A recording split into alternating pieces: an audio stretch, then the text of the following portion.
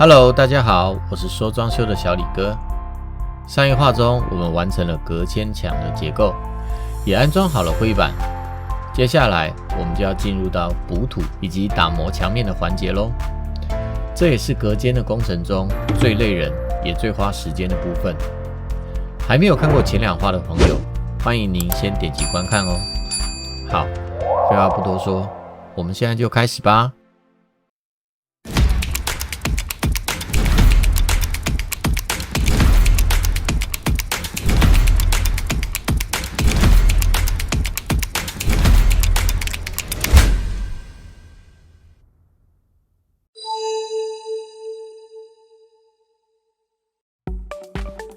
补土打磨的基本步骤，小李哥之前有做过一部影片专门介绍，有兴趣的好朋友可以自行观看哦。这里我们直接进入实战课程，主要是补充一些小知识点啦。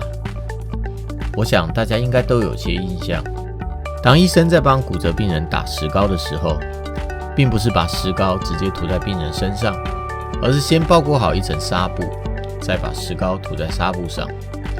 一块硬化的石膏，如果内部没有结构，一旦受了外力，就很容易碎裂。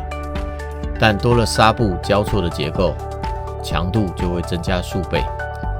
补土也是相同的道理。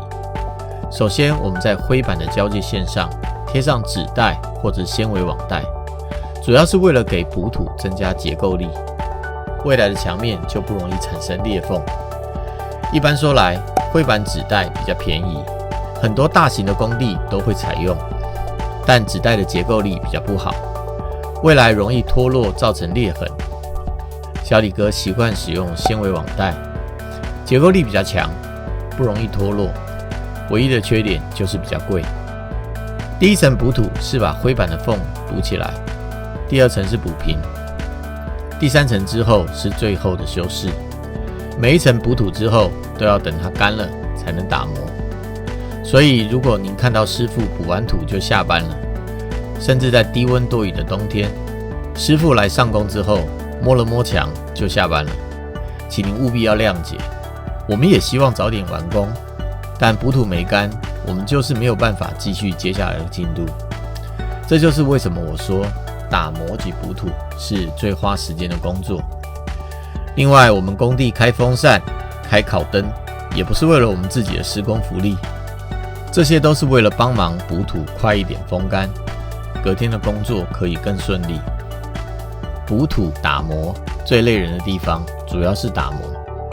补土经过打磨后会产生大量的细小粉尘，这一般的吸尘器还清不了，前面吸进去了，后面又会再喷出来，而且每吸10分钟，吸尘器就要清洁一次过滤器。